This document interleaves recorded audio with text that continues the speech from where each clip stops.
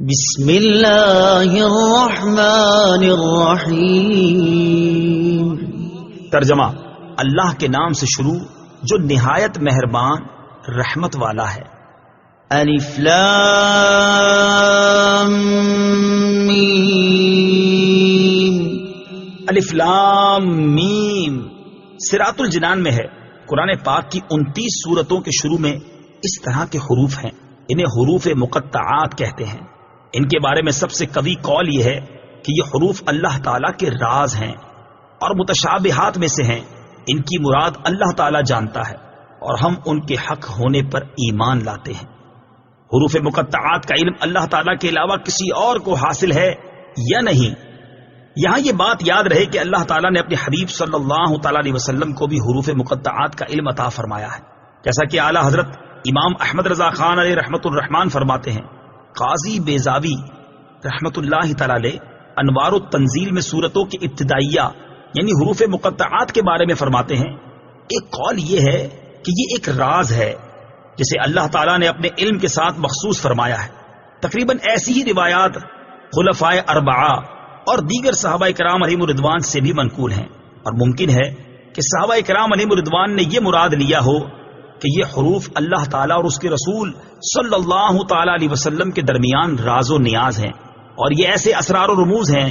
جنہیں دوسروں کو سمجھانا مقصود نہیں۔ اگر یہ راز حضور صلی اللہ تعالیٰ علیہ وسلم کو معلوم نہ ہو تو پھر غیر مفید کلام سے خطاب کرنا لازم آئے گا، اور یہ بعید ہے۔ امام خفاجی رحمت اللہ تعالیٰ علیہ فرماتے ہیں،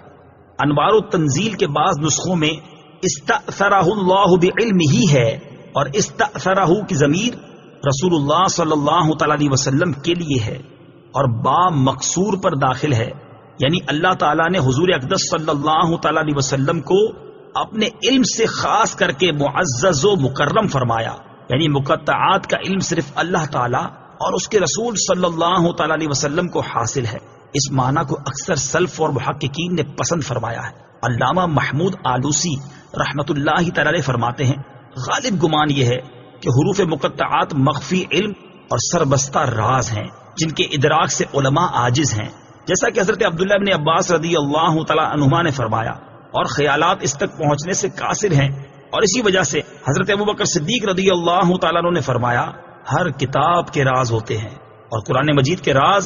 سورتوں کی ابتدا میں آنے والے حروف ہیں۔ اور امام شعبی رحمت اللہ تعالی علیہ فرماتے ہیں، یہ حروف اللہ تعالیٰ کے اسرار ہیں، تو ان کا کھوج نہ لگاؤ، کیونکہ رسول اللہ صلی اللہ تعالی علیہ وسلم کے بعد ان کی معرفت آپ صلی اللہ تعالی علیہ وسلم کے علوم کے وارث اولیاء کرام کو ہے، انہیں اسی بارگاہ سے ان اسرار کی معرفت حاصل ہوتی ہے، اور کبھی یہ حروف خود انہیں اپنا معنی بتا دیتے ہیں، جیسے نبی کریم علیہ الصلوۃ والسلام کے ہاتھوں میں کنکریوں نے تسبیح کے ذریعے کلام کیا، اور گوہ اور ہرن حضور اقدس صلی اللہ تعالی علیہ وسلم سے ہم کلام ہوئے، جیسا کہ ہمارے آباء و اجداد یعنی اہل بیت رضی اللہ تعالی عنہم سے یہ بات حروف مقطعات کا علم ہونا صحت سے ثابت ہے۔ بلکہ جب کوئی بندہ قرب نوافل کے درخت کا پھل چنتا ہے تو وہ ان حروف کو اور اس کے علاوہ کے علم کو اللہ تعالیٰ کے علم کے ذریعے جان لیتا ہے۔ اور جہاں تک اس بات کا تعلق ہے کہ بعض علماء نے یہ کہا ہے کہ اگر ان کا کوئی مفہوم نہ ہو تو ان کے ساتھ خطاب محمل خطاب کی طرح ہوگا، اور یہ بات ہی محمل ہے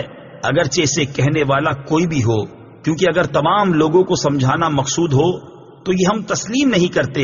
اور اگر صرف ان حروف کے مخاطب کو سمجھانا مقصود ہو اور وہ یہاں رسول اللہ صلی اللہ تعالی علیہ وسلم ہیں تو اس میں کوئی مومن